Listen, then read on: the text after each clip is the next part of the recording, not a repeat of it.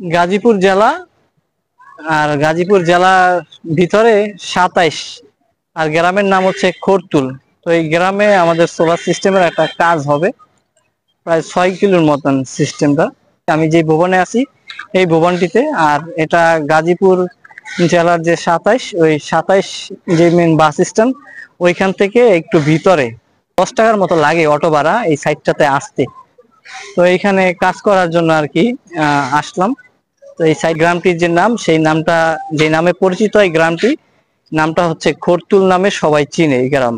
আর যে রোডের পাশে এই ভুবনটা, এখানে যে রোডটা, এটা একটা কবরস্থান রোড নামে এই গ্রামটিতে এটা পরিচিত।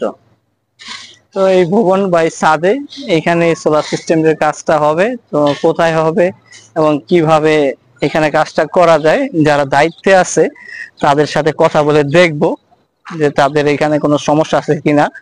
সমস্যা যদি থাকে তাহলে ওইগুলো আগে সলভ করে তারপর আমরা মালামাল নিয়ে আসবো। তাদের টেকনিক্যালি কোনো প্রবলেম আছে কিনা, সে যদি কোনো ত্রুটি থাকে এই ভবনে, সেই সমস্যাগুলো আগে তাদেরকে সলভ করতে